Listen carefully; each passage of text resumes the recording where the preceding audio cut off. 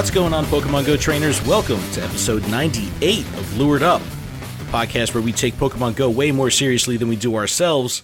Yo, we're almost at 100, guys. That's I'm very excited. Almost I know. It's almost there. Crazy. Lured Up is part of the Pokemon Professor Network, and today is Sunday, September 29th, 2019. I'm your host, Ken Pescatore, joined by my co-hosts, Adam Tuttle and Melissa Pescatore. Hello, friends. Howdy. How are you? It's us. How are you? How's things? I'm recovering. Oh my god, I can't wait to tell you. Adam is so excited about something. I can't wait till you can tell. But we're not alone. We are joined by the creator of the Girls That PvP hashtag, Heather Ward. Heather, how are you? Thank you for coming on the show. Hello, Heather. How are you? Hi.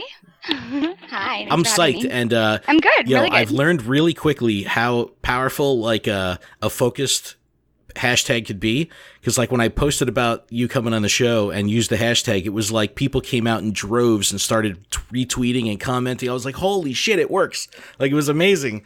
It was like people are really people are using it. It's It was really cool. taking off. We'll get to know you in just a second. Little housekeeping really quick, guys. This podcast is powered by Patreon. Please check ours out over at patreon.com/Pokemon Professor, where you can support this show for as little as $1 a month. And that $1 will get you access to our patron-exclusive Discord, which is a fantastic place filled with fantastic people. It sure is.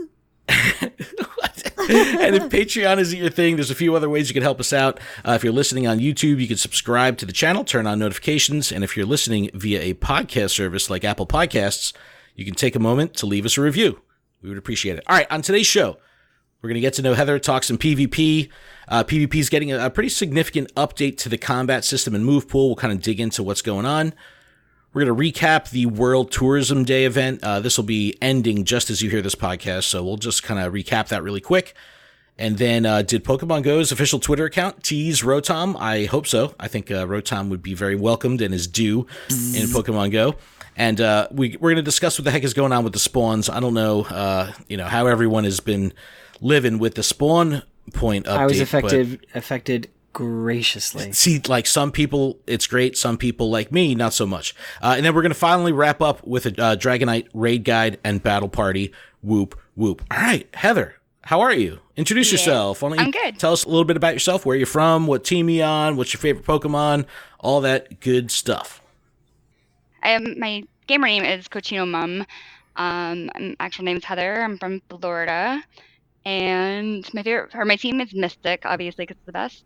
My Pokemon. Yes, it is. 100%. Debatable. You're always in the crossfire. There's no safe space on this podcast because we're each of the three hosts are all different teams. Oh, so how funny. There's no it's safe sa- space. No, it's Yeah. safe when you say Mystic, so you're good. Honestly, I'm not like, I feel like we should all work together. I'm not like so hardcore with the whole Mystic Team thing. harmony, but- son. It is. You know what's funny? Teamwork. My server that I do battles with is Team Harmony, which is pretty funny. And what about your favorite Pokemon? Probably Lapras. Okay. But like my favorite ones to fight with, I like the spammy guys. I like anybody that like pumps really fast, like Sableye. Mudshot. Pup used to be my favorite move until they nerfed it, and it's just depressing. But like Lucario, Sableye, anyone Yes. that pumps is like a really good favorite of mine. Hell yeah. Awesome. Well, it's going to be interesting to see how Snarl kind of plays into that That's with exciting. the update, because that's going to kind of be a spammy move. So that should be really cool. What's your local community like in Florida? So is PvP kind of booming? You have a lot of players in your area. How does it kind of shake out compared to like raiding? Honestly, it's mostly raiders Yeah. in my area, which is kind of lame. Like we have so many raiders. I mean, hundreds of raiders. And then we have our one group. Our main group has about like 8 people in it that come consistently to all of the tournaments. And then our group travels to, there's a west area, a north area, and then a tri-county area. So we actually do our tournament, and then we hit all 3 of those tournaments to try to get more people to join our tournaments and just kind of like make the community bigger. So overall, there's at least, I would say, 200 probably players from here to tri-county. But our area, like directly, it's very small, unfortunately. You know, that's interesting, because it's like that by me as well. We have these freaking massive raid groups. I mean, there's, the servers with like 400, 500 people, and, a lot of cross, between the two, and they're all in adjacent geographies. But like when it comes to PvP, and I'm hosting these tournaments, it's like the same 8 to 14 people out of like hundreds. And it's like, come on, you know what I mean? Like we have our, like a group picnic or something like that. And there's like, 60, 70, 80 people showing up. It's like, but then getting people to come out for a tournament, it's like, oh, it's like pulling teeth, man. It's an uphill battle, but, thanks to people like you, you're making a difference, because it's going to take a lot of effort to kind of, bring PvP to where it needs to be, and to get the masses on board. But what about your community? Was it an online kind of thing that when did you realize something was kind of brewing with female PvP trainers? Because this is the online side of it is freaking awesome what you have going on. It started from when I first started going to tournaments. I was the only female that was at any of our local tournaments for the first, few of them. And I was losing constantly because I didn't know what I was doing. And it got really frustrating, and I almost gave up because it kind of gets intimidating being the only female there and then constantly like losing. So I was ready to give up, and my friend decided to help me, and he's actually really, really good. He went to like Worlds. But so he decided to become my sensei, is what I called him. And I'm like not even joking. It wasn't his. I watched Naruto too much, so it was just like my thing. But but he would fight with me every night, and he would constantly like tell me the things that I did wrong, and took the time to help me like understand it better and improve. And then I got really good. So then I got really into it, and at that point, when I got my confidence in it, I was like, it's a lot of fun, and I feel like other women should be here too, having fun and doing this. And I feel like they probably don't, because like me, it was intimidating at first. So I tried to get, just other girls that I play with in the game in general to come to it. And my one friend that I bring, who's like my favorite trainer in the world, she now does not miss a tournament. Like we go to 4 tournaments a month, and she does the Discord Go Stadium tournaments online as well. And then, yeah. And dude, she kicks ass too. She's so good. And then there's another female trainer that after my one friend had been coming to like 3 of them, she started coming as well. And now she does not miss any of the tournaments. So we went from having basically just me to now we have 3 females that are at every single tournament consistently. So.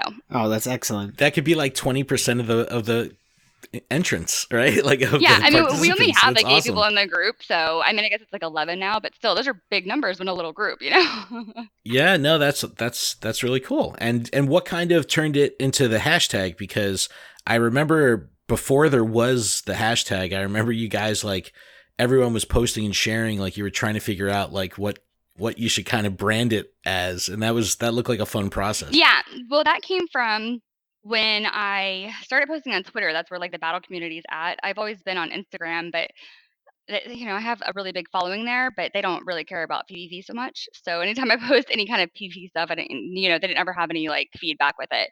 But on Twitter, the whole community of battlers is there. So whenever I would post like videos or whatever, I'd always put, lady battlers, or there was like 3 different hashtags that I would kind of like rotate through.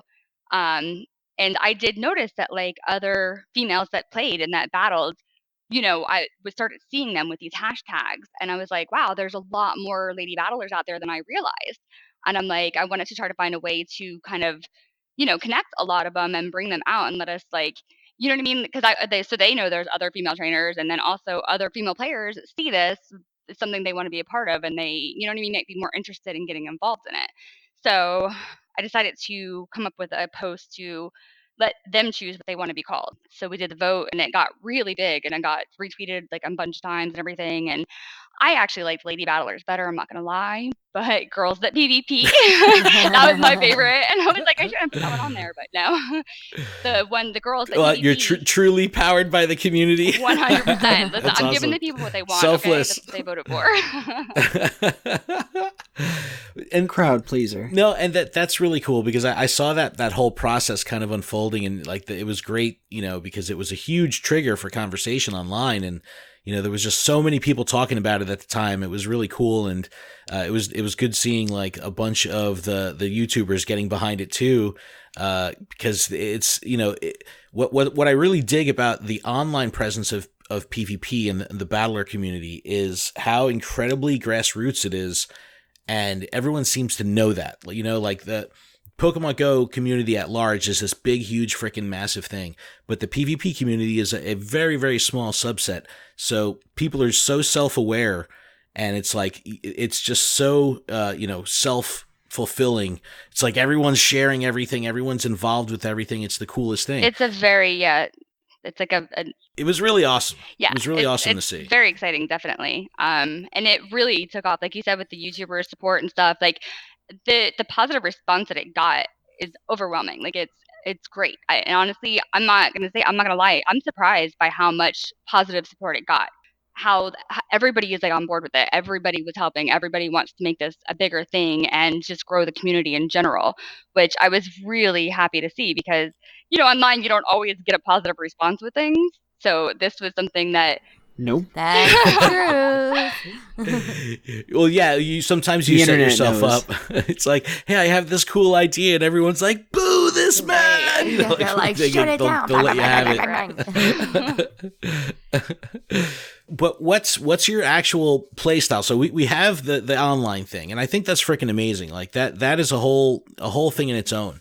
But when it comes to actually getting out there and playing, which, again, this is the PvP community, is what it comes down to, is really understanding what the hell is going on with PvP, because it's such a dynamic, part of the game. What's your go-to resource? Are you running sims? Like how do you get into it, and how do you prepare for competition as a trainer? I'm not gonna lie, I don't run Sims as much as I should. My best way of learning is I have to do it to be able to know how to do it. Like I can run the Sims all day and I can see like the numbers and everything. It doesn't mean anything to me until I apply it. I have to. So like if I want to see how something plays out, I'll have my friend play it with me. I'll have her run it with me. You know what I mean? And then after I see it, then I can apply it. But that's just my style. Nice. I feel like that's how I am. I mean, the Sims are definitely helpful. Yeah, it's like I look up stats and stuff, and I don't know. I just don't have any interest in doing the Sims. Right. Yeah, but if you have someone that'll play with you, and I mean, and try shit out where they'll actually, you can actually role play, you know what I mean, and test things out. Invaluable resource. Yeah, that's massive. That was like the benefit of the PV Poke tool, the training tool.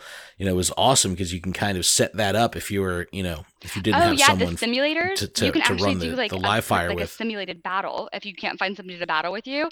Isn't it awesome? Yeah, dude, PV Poke, that tool is amazing. It's like. Yeah, it's like Pokemon Showdown, but for Pokemon Go. It's so cool. He did an amazing job with that. And you mentioned Go Stadium before. So are you doing remote stuff too, or is everything you do kind of IRL? Yes, I'm in the Vermilion Apprentice right now. I think we have another month to finish, and then it looks like I'm probably going to be a ranger. I'm not sure if I want to be. Nice. Okay. I'm not sure if I'm ready for that yet, but but yeah, I love Go Stadium. I love the tournaments that we do. A lot of people don't like it because it takes longer, but I like it because it's not so. I get kind of stressed out at tournaments like in person. You know what I mean? So I like the easy pace of it. The feedback that I get in my area, because I throw tournaments for a couple communities, and all the player base, they all know each other, so they play each other constantly. Mm-hmm. And then when they started doing Go Stadium, they were like, "Oh my god, it feels so different." Yes. Because I'm not battling the same freaking people every week, and like the same. Yeah, like so they were getting their ass kicked at first. They kind of had to change their kind of approach to blind fighting. New trainers because it was so different. Funny. I did better. And I loved it because of that, because I feel like the people that I play with, they know my play style inside and out, and they know my team, they know who I'm bringing, and they're all really good. So here I got to go fight people that I never, they weren't used to my play style, and I feel like that gave me more of an advantage with different people. Well, that's awesome. No, that's great. And let me dig into esports a bit. How do you, like, with the momentum that you're kind of helping push along online? I mean, everyone is kind of leaning towards this all of a sudden becoming an exceptionally viable opportunity for Pokemon Go as an esport. What do you think? Like, are you on that train? Like, do you think that this has what it takes to kind of make it? 100%. Hell yeah. I think it's definitely going to be esport. Notice us esports. Okay. Yeah. 100%. It's entertainment. People watch it, and even people that don't understand it, like the Worlds Open Invitational, there were more views on that than there were for the actual Worlds tournament that was going on. Yeah. It's entertaining. Even if you don't understand it, it's something that's good to watch, and it's very highly competitive. So I don't see any reason why it wouldn't be an esport. That's awesome. And what about mechanically with the game? Do you think that it's missing anything? Like, do you think that we need like status effects? Like, what's your wish list here? If or what do you think it would really need to really hold its own on the grand scale of being like a fully fleshed out game like the VGC or the TCG?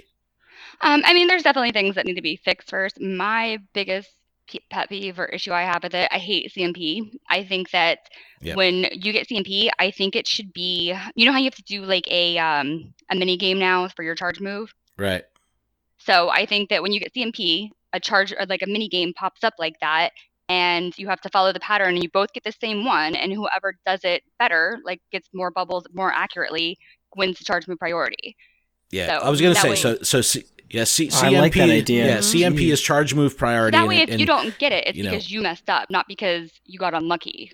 Yeah, or you happen to send the invite versus accept the invite. Exactly, you know what I mean? Like it does leave a little bit of because so it's based off of your skill, not your luck, or yeah. So it's like, and there's ways around it, coin flips, rotations, and stuff like that. But you could really never be faced with benefiting or getting screwed by that in one match versus another. Right. So it's like when it happens, it's, I mean, if they could do something like that, like what you're saying, because that wouldn't require like necessarily real time. It's just an accuracy thing. There'd be some way to calculate it. That's pretty cool. But yeah, that is interesting. And I guess, and that's definitely like an elite world problem, when it comes to, PvP. I mean, because that's a upper level. I mean, it can literally determine matches, and it has for tons of players, and it's brutal when it happens, because you could play the game flawlessly and do everything you're supposed to do, and then just because you didn't have the charge and priority, you lose, which is not a good feeling. So that would be the first thing I changed. Yeah, you're like, I've done the sim 1,000,000 times. Right. I always win this match. How did I lose? Adam and I have been talking about status effects and how that could kind of play out and influence the gameplay. And I think that once the game has that and it feels more like Pokemon, I think that's when it's going to have significant potential online. I mean, because I love what the community is doing. I mean, so many people now are getting into streaming their tournaments, and the accessibility to streams is growing and growing. More people are getting on platforms like Twitch and Mixer and doing stuff, which is really cool. I think the game is almost there. I mean, we saw how awesome and big and powerful it could be with big production when it comes to like Pokemon Worlds, but Pokemon Worlds is once a year. You know what I mean? So it's like we have to figure out a way to build this kind of grassroots network like we have now with Go Stadium and the Silph Arena, but televise. Yeah, the TCG does all the regionals are usually streamed. Right. So I mean, if we could get PvP regionals streamed, like the higher up. But that's the thing, though. To get PvP to regionals means you have to have a local network of tournaments. So it has to start it's a huge freaking ordeal, because think of the TCG. You're playing at your local mom and pop, card shop, and then ultimately you get your points from there, and then you can get to regionals. But like with the Invitational at Worlds, it was just like, hey, you're invited. It wasn't like there was this whole, thing that had to happen beforehand. So they would have to roll out a whole thing. That is happening through Silph. Exactly. There's like a stadium, like we have. Okay. Look, I'm going to jump ahead here a little bit. I had in my notes, and we might as well talk about this now, because I love wearing freaking tinfoil hats. So the update for Niantic, like when Niantic is going to be updating the PvP, we saw some stuff in the code. I mean, obviously it's on its way with their in-game competitive ranking system, potential matchmaking versus Seeker, all that good stuff. Put on your tinfoil hat. Where do you think this is going? Like, is this something that will kind of be familiar to Go Stadium and Silph Arena people, or do you think that they have something like trick up their sleeve to make this kind of something completely new and fresh? What do you think?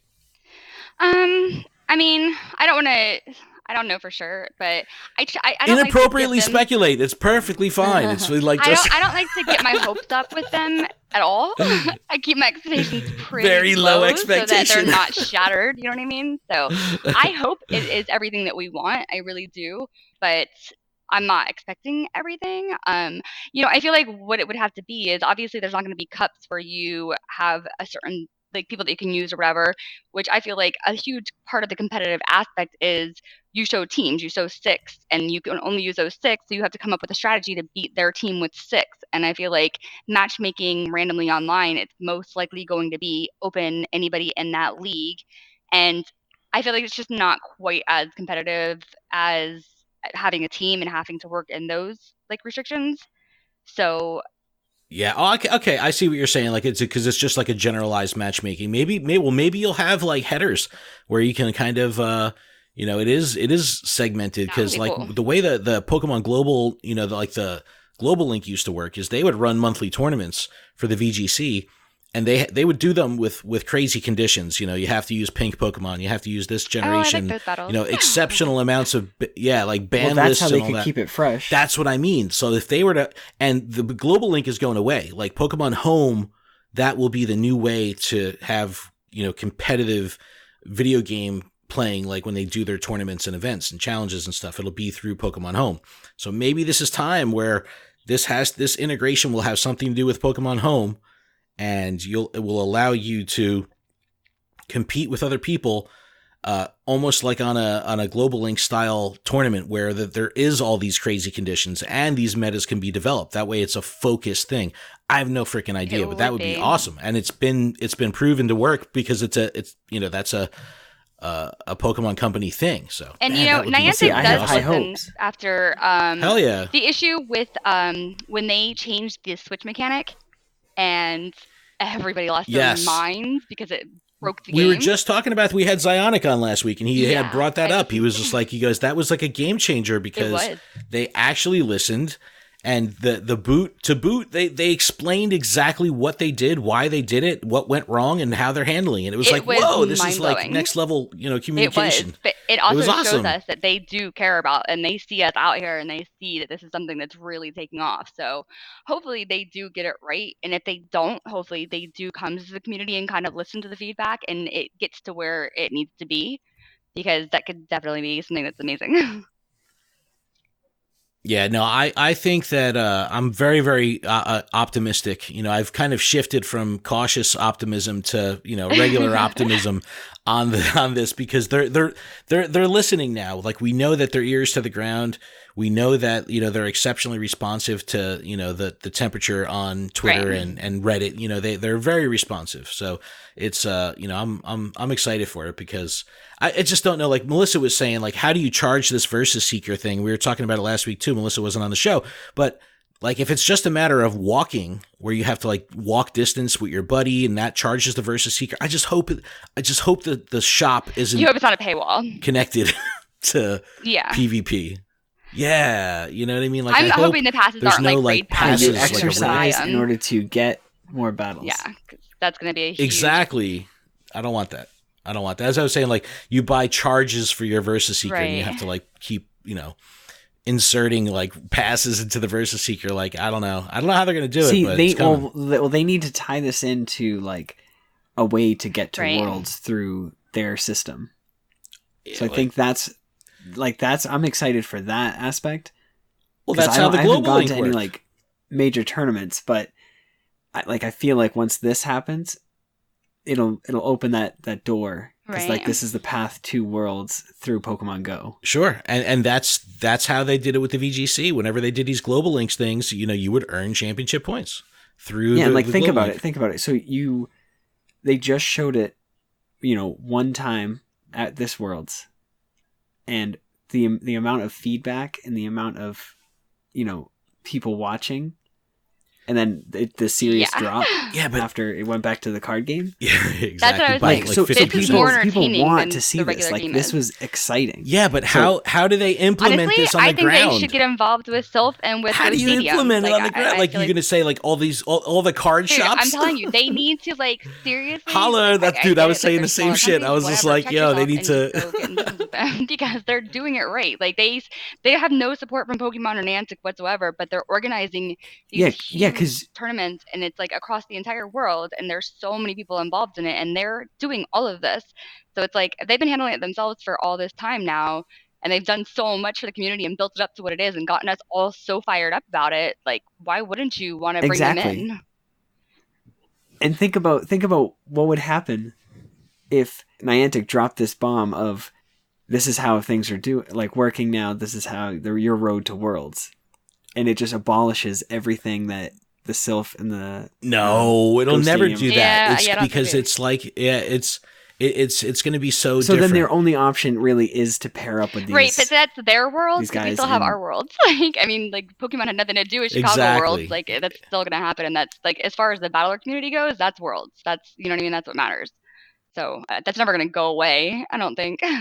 But you can imagine the amount of volume, because that's where the change Right, would that's be. true. You know, there's 70,000 battlers that are really active in the community, whatever it could be.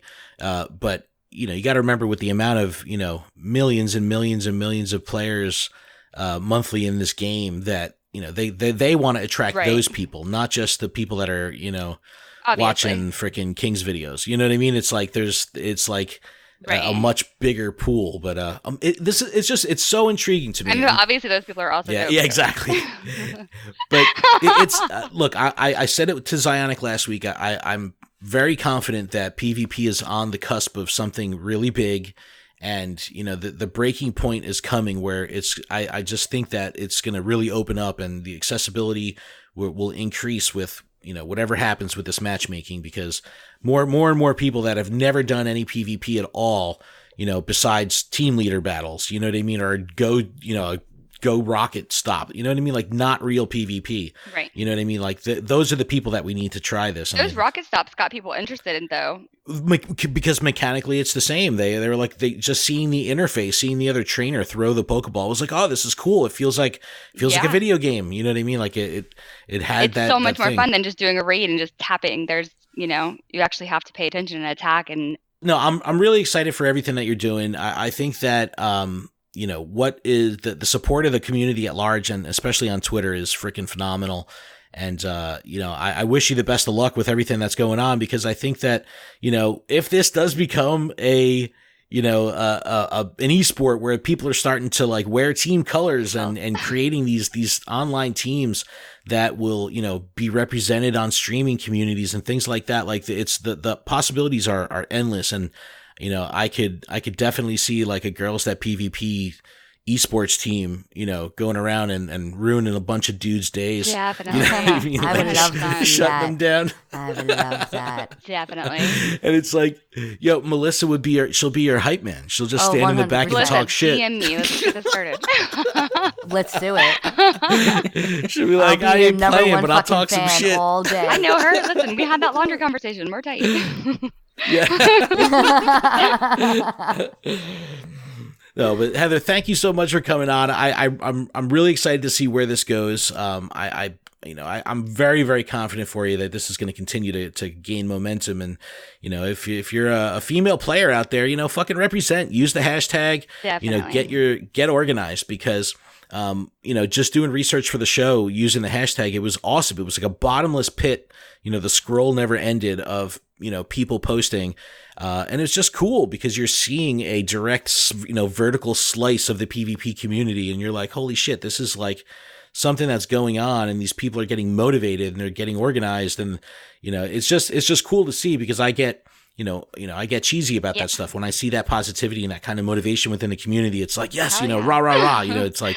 It's really cool. Definitely get So, ready. but why don't you let our community know where they can find you online, on Twitter, Instagram, wherever you want to plug, go for it. Cochino Mom on Twitter. It might be under Heather Ward. I honestly don't even know. I should. I'll put the link in the description. Perfect. There you go. I'm that link right there. And then my Instagram is Legendary Cochinos 24. And I don't really YouTube. I'm gonna start twitching, but that'll be in the future to come. Awesome. Yeah, I think that's good to hear, because I think the time has come on Twitch. I think they've recognized that TwitchCon was very poke focused. There's a lot of talks going on, so I'm excited for the future on Twitch. Definitely. For sure. But Heather, thanks again so much for coming on. We'll definitely send our community your way. Make sure you guys connect with Heather and check out what she's doing with the Girls at PvP hashtag. It's pretty awesome to see the community kind of rallying together. So thank you so much for coming on the show. Thank you for And having me. everybody Yeah, else, you've we're been going to everybody else, we're going to take a quick break. When we come back, we're going to talk about the changes that have come to PvP and a bunch of news from the week. We'll be back right after these words. See you later. Thanks again, Heather. Thank you. Thank you. Appreciate it. Bye, Heather. Bye, guys. Thank you. ready for a sing-along? Slow poke in a reggae style. Poke, Pokemon. Come in. And we're back from our break. Thank you guys so much for your patience as we took a break. Heather Ward, thank you so much for coming on. Girls That PvP, get wrecked. She don't mess around. Yeah, she was not. Like she was her. not too thrilled when we went off air. I was so excited about my Civiper. Got 100% PvP Civiper. 100% PvP useless Survivor. Hey, but I was so excited.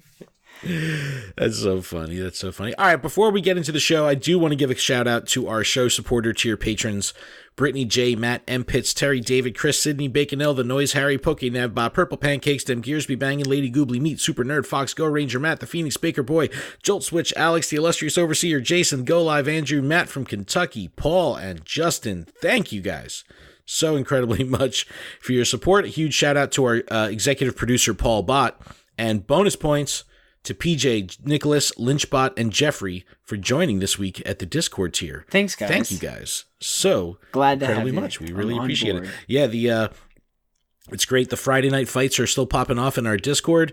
Unbreakable has been doing a fantastic job coming up with some really cool metas and team breakdowns. We're doing some Sinister Cup practice right now, some unranked practice, just to get that get everybody set up for their actual tournaments. So that's a lot of fun.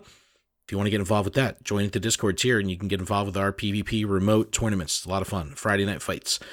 All right. Before Ken gets into anything, I'm excited. I want to talk about my night really quickly. Okay. Oh, go Hi, I Adam. went to for the it. grocery store tonight. Adam, how was your night? I went to the grocery store. I got a shiny Patrat. I went into the grocery store. I got groceries. An hour later, I got out. I tapped a Trico, and it was shiny. Oh my god. And then I come home, and then what's waiting for me at the door? A Survivor. And I catch it, and it's a 0, 14, 14, 100% for PvP. It's useless. God. It's useless. But God, I am so that's like a triple threat. Like No, the two Melissa was shinies in saying I one should buy day a is lottery insane. ticket. No, the two shinies in one day is nuts. That's Under an I hour was within an apart from hour each apart. other. Forever. It was at 6 p.m. and then 6:57 p.m. wow. What? All right. Well, before we get into the news, hold on. That was the news. I'm ready to hear Melissa's feedback on the Montreal Oh god. Safari Zone. You don't really Melissa was not on the show last week. She actually got back from Montreal mid-recording and was salty as fuck. Yeah. Melissa, why don't you enlighten us on how everything went for my you? trip was a shit show. I had no fucking service the entire time. I was roaming the entire time. Sprint screwed me on their data package. Even though I purchased it when I crossed the border, it for some reason just did not activate on my phone. So I spent the entire day on Saturday, instead of catching Pokemon and having a great time, hanging out with all my Poke friends, I spent the entire day walking back and forth vigorously from my fucking car to the goddamn front gate because it was the only goddamn place that I had service, praying I would catch something. But I did go over the bridge twice. Because going over the bridge was like a 15 fucking minute walk just to get over the bridge to get to the playing zone. And the second I would walk in there, the game would just freeze, drop, GPS, like weird GPS alert. Error messages. Yeah, error messages. And so I found my way over to a help tent. And I was just like, literally about to burst into tears that everything was just like falling apart in front of me. And they're like, yeah, we have a tech desk. It's all the way on the other side of the park. And at that point, I was just like, you know what? No, I can't do it anymore. I was exhausted. I was overwhelmed. I was pissed off. And like people were saying, like at the end, we realized like I should have bought a fucking SIM card, but then I couldn't have even done that because Sprint doesn't use No, yeah. external like SIM everything cards. Like I was just everything it was in fucked. place. Like you did everything right. It was a total sprint fuck up. And even when we were on the phone with support and they're telling us, "Okay, we've realized what the problem is. We're going to fix it now. You should be good to go from here on out." It still didn't fucking work. So, luckily Friday I was able to hang out and go to the Go Live PvP tournament and check that out. But Saturday was just like a complete wash for me between like the game not working and just life outside of Pokemon just being life. I just crashed. And you guys know how it is sometimes, right? Like you just have all these expectations and you get there and shit just doesn't work out. So, but I did get to see a little bit of Montreal on Sunday, which was really, really cool. I did get to catch a couple Tropius, so that was cool, but no shinies, no real. Like, you don't know how traumatizing it was, actually. like no unknown. No unknown. You don't know how traumatizing it was, like, standing at the beginning of the play area, and everyone around me is just going, shiny, unknown, Tropius, and I'm just sitting there looking at my fucking girl, literally jumping from one area into the water, back to another area, just completely glitching out. And I was, at one point I was in tears, but then I fucking sucked it up and I walked my ass back to the car and I was like, that's it. Today is not my day to catch them all. You were on the equivalent of 2G. So that was the international roaming network that you were on was 2G and a very fucking light 2G. So that totally sucked. I mean, there was so sorry. many people there. Yeah, it was a real bummer. But you know what? It was an adventure, and catching Pokemon is an adventure, and we are just gonna move on to the next, right? And she brought home some maple syrup that was fucking amazing. I did. I brought home maple syrup, and I brought home maple popcorn and some chocolate. Ooh. And the chocolate. What was that dragon something? Oh my god! So like, I went on all these forums and fucking shit, like, and I'm like looking for like the best things you got to do, and visiting Montreal, and I saw on a couple different ones this like you got to try this stuff called dragon candy. So, and they all showed the same picture of the same booth in Chinatown. So I fucking found this place. I was like determined. I found this place. I was like, yes, one thing went right. Like, let me try this fucking candy. Dude, that shit was so nasty. It was not good.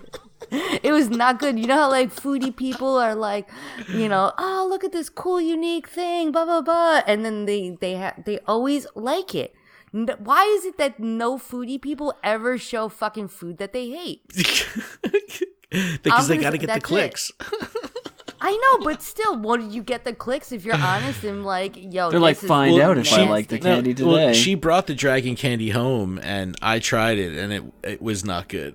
It was not good. You know what? What's it made out of? So it's like this wire. Thin, no. At the point when you tried like it, licorice? yeah. No. So it's this thin, stretched, like they said it's pasta, but it looks honestly like cotton candy, and it's like thin, lightly stretched dough, and then it's covered in powdered sugar, but the inside is filled with toasted sesame, coconut, and chocolate. And you're supposed to put the whole thing in your mouth and it's supposed to melt all together. That's fucking not what happened. It's not what happened. I put that shit in my mouth. And you know when cotton candy is like a couple days old and you take it and you put it in your mouth and instead of it like very nicely dissolving on your tongue, it kind of clumps up into that nasty hard fucking thing that you like don't want to chew and you wind up spitting out. Yeah, you know what I'm talking about, right? So that's exactly what happened. I put this giant piece of fucking candy in my mouth and it did not dissolve properly. So I was just like, what the fuck? So I start to spit it out and I try to bite it in half. That was a big mistake because all the filling just fucking burst out like an explosion. I think maybe if they had an option to buy just one piece. So I think if you bought one piece, you would have got it fresh right there on the spot, and maybe that would have been good. Like maybe non-packaged, really, like if it was, yeah.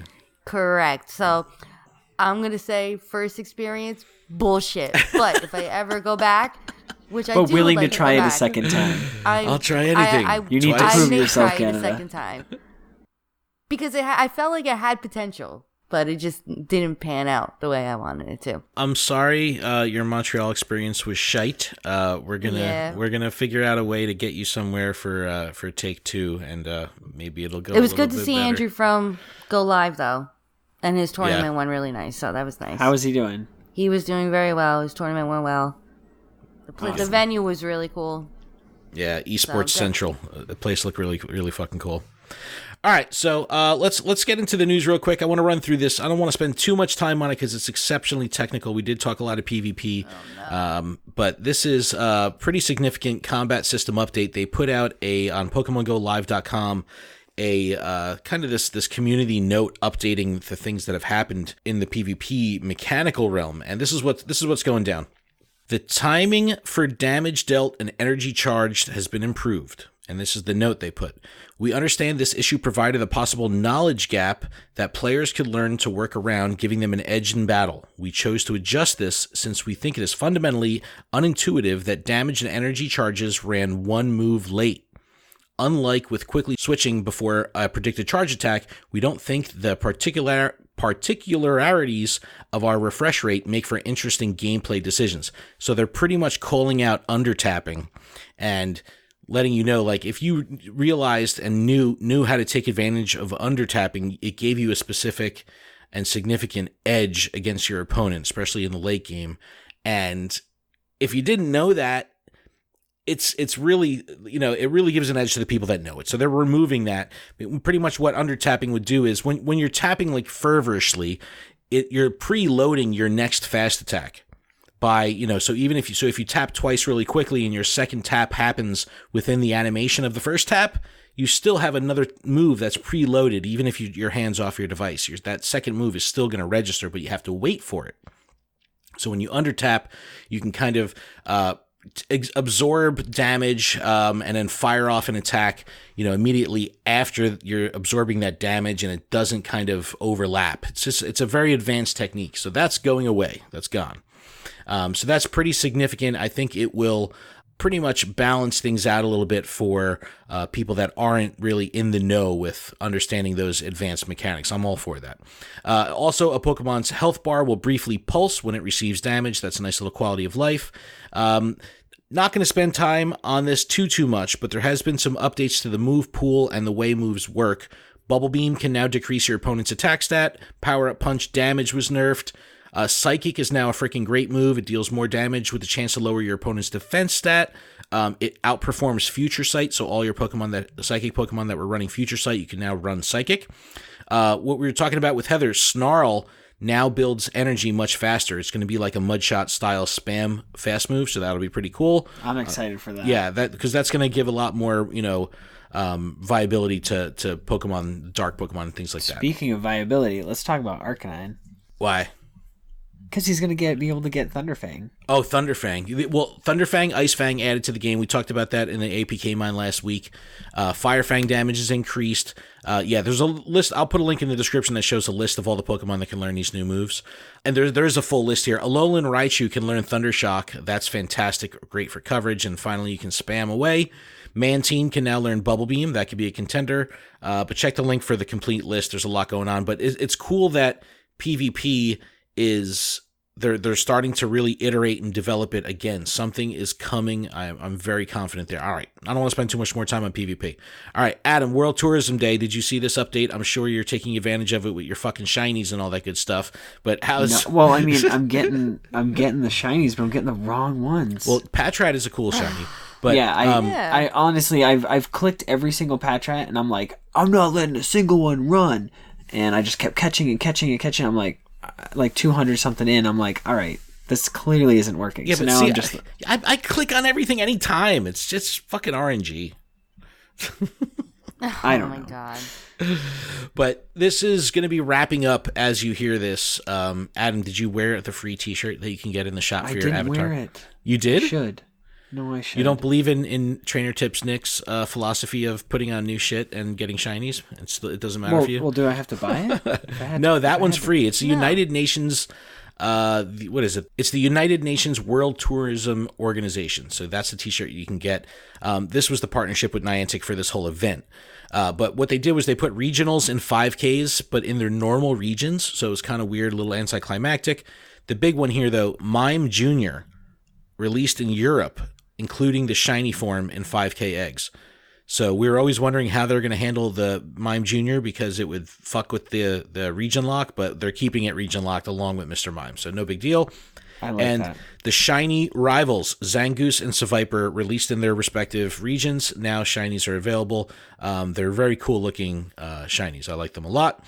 And then through October 1st, again, wrapping up as soon as you hear this, quarter less Stardust for trades, double XP for new Pokestops, and special research, or themed field research for the World Tourism Day, including make a trade over 10,000 kilometers distance, and it would give you Zangoose. This is an important one because Zangoose is not available in the Americas right now, but you can get it. It breaks the region lock with this field research. So if you never got Zangoose when it was here originally, this is your opportunity for Dex. So make sure you look for that trade over 10K to get a Zangoose.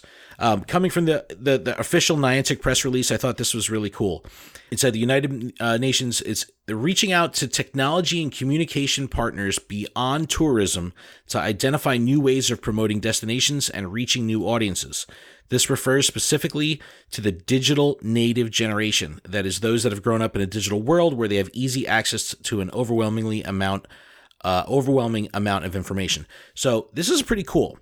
I like how Niantic is partnering with companies like this, similar to what they did with the National Park System, where they're taking technology and they're taking real world and they're partnering up in very, very unique ways to kind of celebrate the merging of these two, digital and analog lifestyles. Really, really cool. So I'm all about this, but shiny hunting is a thing, man. That's what this game has become.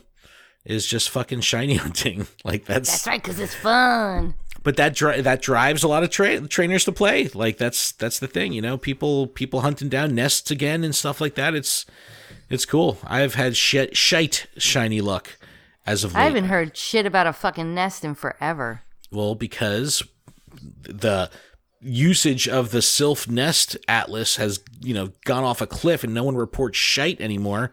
Maybe because fucking nests don't really fucking exist anymore. That's a lot of shite. No, they still do. They definitely do. I haven't seen a fucking my local nest park in is a forever. Stantler nest right now. Every time I go to Red Bank, Marine Park in Red Bank, my restock spot, every time there's a nest there, I report that shit every single time in the Sylph app. It takes 2 freaking seconds.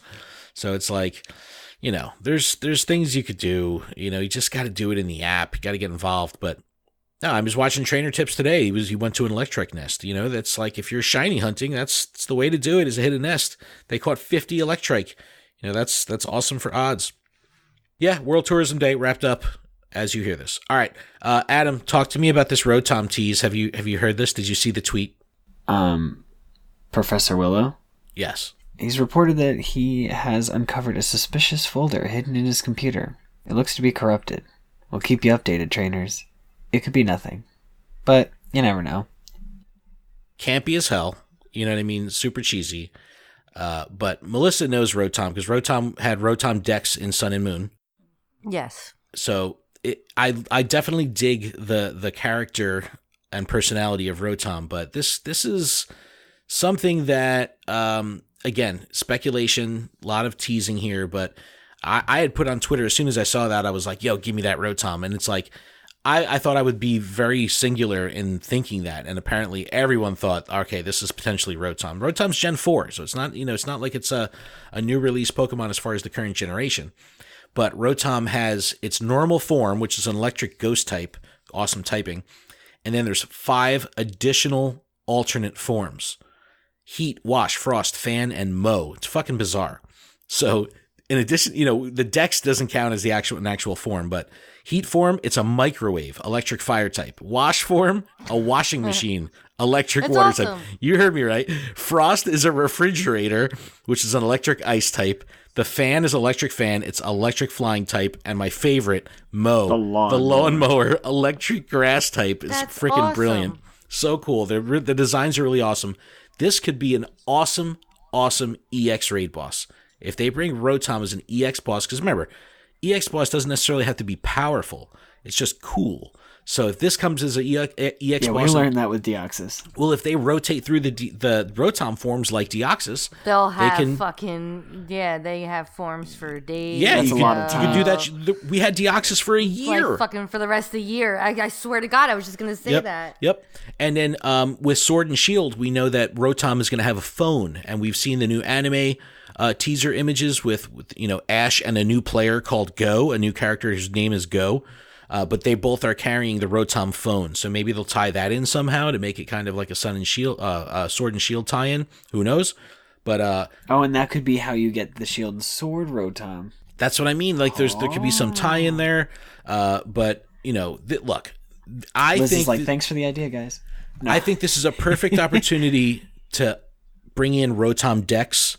Think about it. The Pokedex screen, outside of adding new generations as they're released, that screen hasn't fucking updated since the game came out. You know what I mean? It's like there's no search bar. You can't search. There's no search functionality in the decks, which I hate. There's no quick slide thing on the side that lets you scroll quickly up and down. I hate that. I think that this could be an amazing way to make the decks a little bit more fleshed out. Brand it with the Rotom thing. Put the little eyeballs, the little lightning bolts. You know what I mean? Like, make it like a Rotom. And then when you click on a Pokemon, you can actually see the available movesets and the different damage and all the data on the Pokemon, more than just like how many you've caught and the Pokedex blurb. Like, give me all the data. Oh, like a complete rework. Oh, that's what I mean, of the Pokedex like screen. Quality of life, but tie in the Rotom to it. And then think of it like cool. this. It could be a jump point for Go Snapshot. So that way you could take pictures of Pokemon that you don't necessarily have in your living decks. You know what I mean? As long as you've got them registered to the Rotom. You could do Go Snapshot. Who knows? But I'm just saying, like, this could be a great launching point for a Pokedex rework, because that's something that has been the same from the freaking beginning. And, I hate the fact that you can't search. Like, just let me search. Like, the amount of times I'm like, got to pull up my unknown and I'm like waiting for it all freaking load and got to scroll to find it. It's like, just let me search. But I don't know. I think this could be a cool little update. And who knows? It could be. We could be talking out of our asses, but I have a feeling that this is definitely a Rotom tease. Very, very cool. All right, next up, spawn point shift. We talked about this a little bit earlier, just for a second. This is coming from PokemonGoHub.net. Last Wednesday, the 25th, there was a global spawn point shift. Areas with higher cell activity had increases. Areas where Pokemon versus players was high have decreased. So if there's more Pokemon than there were players, they cut those spawns down. I guess that to reduce server load. Some clusters were decreased. There's reports of some clusters doubling. So like shopping plaza clusters, supermarket, gas station, like that kind of thing. Some of them have gone from clusters of 8 down to clusters of 2. And some have gone from clusters of 4 to clusters of 12. So there's all crazy shit going on, right? I don't know if any of this stuff is going to stick. But Niantic support tweeted out 2 days after this happened. It said, "We're always looking for new ways to optimize the Pokemon Go experience for trainers. To this end, we've recently updated where Pokemon can be encountered. We strive to improve with every change, and thank you for your feedback. Stay tuned for details." That tells me that they're still working on this. You know what I mean? Like, something may not have gone the way it was supposed to go. I don't know. But Adam, you said that this has benefited you. Yeah, like I opened up my phone this morning and it's like there was 4 Sevipers just chilling out. I'm like, wow. Please, shiny check, shiny check, but shiny check, shiny would check. you get normally 1 spawn at your house or 2 I'd spawns? normally get 1.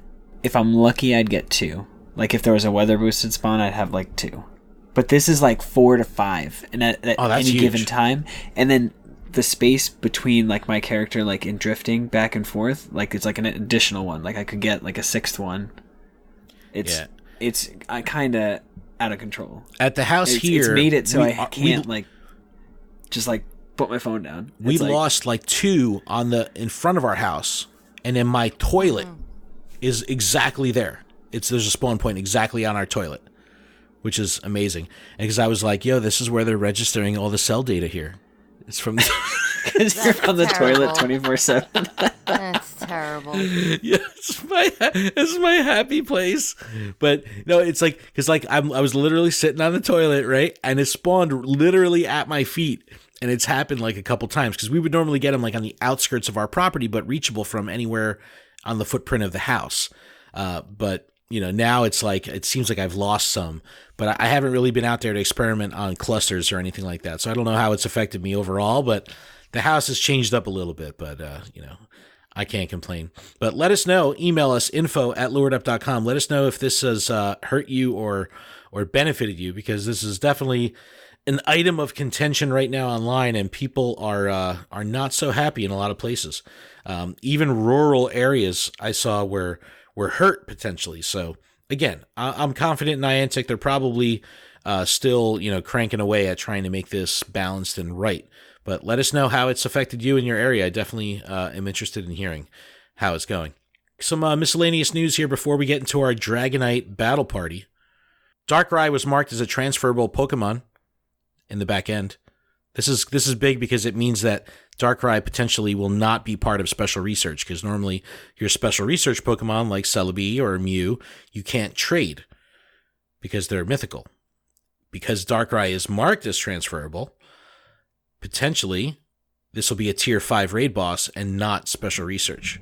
So Darkrai could sick. Yeah, I would love this. Yep. I love Darkrai. Yeah, so that's really cool. I know that's a very in-demand Pokemon, and kids are super into Darkrai because it's just a badass-looking Pokemon, so that's always good. The first wave of Shadow Ball Mewtwo EX Raid Passes have gone out, so if you got one, nice. That's awesome. So any passes that were sent after the 25th are going to be for Shadow Ball Mewtwo with the potential for a shiny. So shiny Shadow Ball Mewtwo is pretty fucking badass, so good luck there.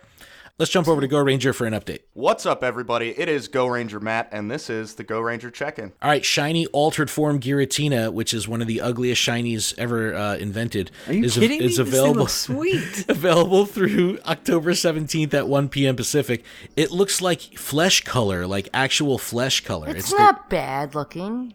It's weird. It just looks ghostly. It does look ghostly, but it's just like flesh. Giratina is just stupid looking to begin with. Yeah, it's like I feel like I could tip it over, like pretty, even though it's got 6 legs. October 3rd is Safari Zone in New Taipei in Taiwan. October 12th is Trapinch Community Day, Trapinch, 11 to 2 local time. All right, guys, it's been fucking weeks since we've had a battle party. A what? A battle party. Battle party. Ooh, ooh, battle party. Ooh, ooh. Oh my god. Good luck putting that one together, It's Ken. clearly been months since we've had a battle party because we forgot how to do it.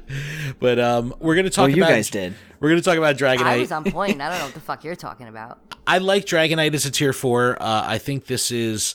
an exciting duo, and Dragonite is just one of those Pokemon that is like Tyranitar. It's like if you see the raid, you want to do it. Just, I don't know, just always a cool Pokemon to have, even if it's not the best available dragon. But let's see, 38,490 CP. It is a dragon flying type. We're going to get our data from PokeBattler.com. We're going to be judging this on an unknown moveset.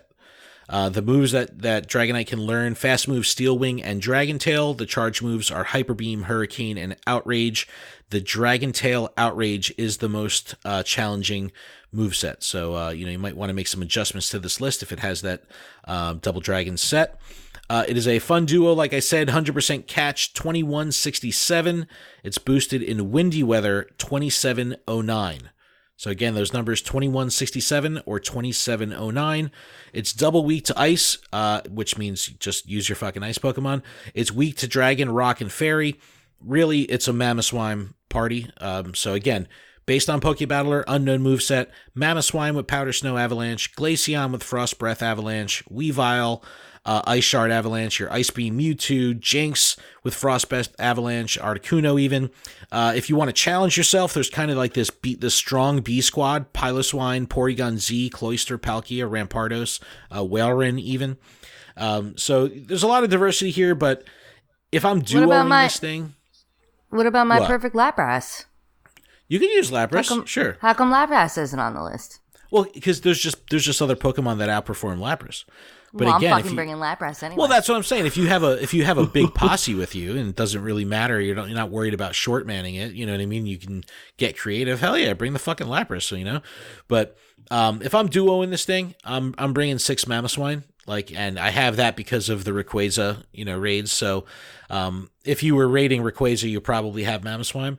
So that's what I would bring. But if I'm having fun with this, I'll bring Glaceon, Weavile, Jinx, Articuno. I don't think I've ever used Porygon Z ever, so in a raid, so I'll use that. And Cloyster, because I have a pretty strong Cloyster. But again, Mamoswine is the way to go. But you can get diverse if you want to get creative. Adam, you got anything lined up? I have a 100% Glaceon, a 100% Abomasnow. This fucking guy every time. 100% Cloyster. Keep going. Mr. Oh my Cloyster's pretty good. Keep going. I got 100% Cloyster. Keep it going. So those are like the 3, and then I'm gonna bring and then a 98% Mamoswine just because I have it, a 96% Articuno, and a 96% Walrein. Okay, so 96% is your and are they all like powered up? The Walrein is not. All right, well still, you're probably not even going to get to that based on what you're bringing, but all right, so you got your squad. Adam always brings the flex squad. Yeah. I mean, the Cloyster is honestly that's I've been using him against Dragonite forever. Yeah. And when I got Glaceon, I was like, oh, cannot wait for that. Because I have 100%, I believe, Venusaur and Sceptile. So it's like I didn't need another grass attacker that was 100%. I was like, I want another ice type. Yeah, well, there you go. Well, Melissa's got the 100% Lapras. Yeah, I'm bringing that. Lapras isn't even on my She's going to bring her Lapras and 5 Snorlax. No, I'm making a pretty party. I'm going to have my Lapras and 3 Articuno and 2 Glaceon. And it'll just be pretty. Okay, so you got a pretty party. Pretty blue. Pretty party. Can I retract my party? No. Why? Who do you not want to bring? No, I just want to bring 6 Delibirds. They're all ice types. Right? I'd be super effective. See, that'd be super fashionable and super effective. That's the thing you do when you have like a big ass party, you know it's gonna win, and then you just throw the Delibird in there, so someone's like, "Who the fuck's using the Delibird?" And then you just like slowly like sink into the bushes like Homer. No. That's when you take your Delibird plushie and you just fucking peg him with it. Me, motherfucker. Well, I mean, I've got a whole trunk full of them, so I'm pretty. I know. I don't know about trunk full, but like. You had your they whole keep back falling window filled with them. off of the back of my car, so I'm like, because I keep opening my trunk and they get knocked over. All right, guys, we did it. It's a show.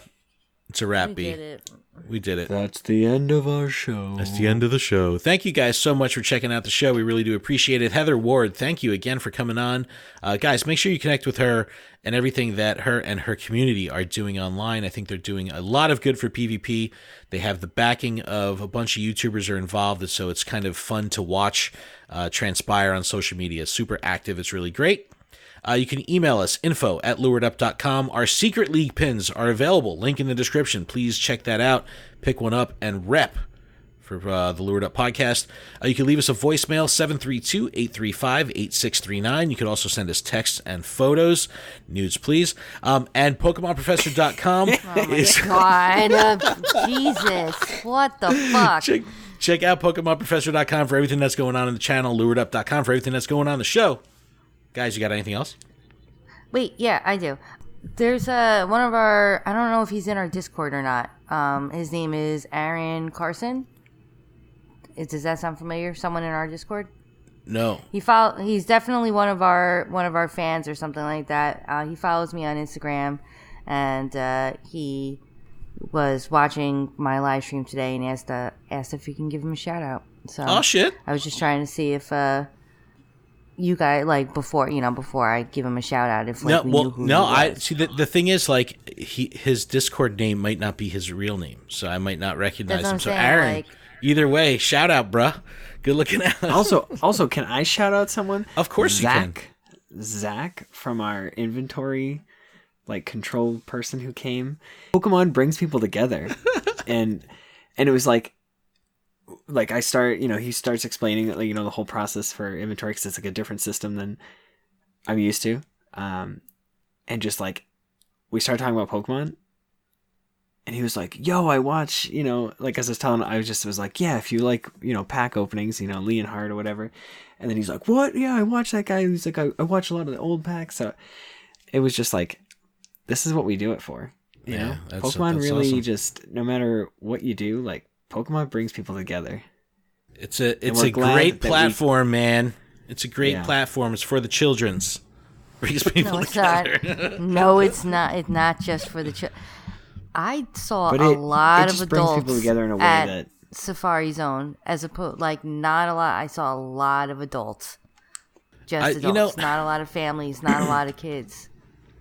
It would be interesting to see the demographic breakdown, the actual age demographic breakdown, and compare that to the demographics of other console games and stuff like that. Because I would imagine that this game is heavily skewed adult, which is pretty wild. But the Pokemon franchise it's at large, people have grown up with it. Kids look at don't the have newest fucking packs. cell phones, bro. Look at the newest packs for Hidden Fates. Charizard, the shiny, is going for $400 a pop. What? And they make getting the actual packs themselves super hard because they're not like a booster pack. You can't just buy it. You have to buy a tin or a pin pack. Well, or when you have a box. franchise that's been around this long, it's like they can serve that freaking nostalgia on a plate because the people literally, the majority of their life have been involved with the franchise. So it's it's all coming full circle, and I'm loving every fucking minute of it, and it's good shit. But thank you guys so much for checking out the show. We really do appreciate it. Next week we will have Salt and Nar from Pokemon Go Radio on the show. Yes. I'm very excited to have them back on. They're always a good time to talk to, and they have a lot of really cool stuff going on, and we're going to be partnering with them for a project that we will reveal next week. So thank you guys so much. We'll see everyone next week. Keep training, trainers.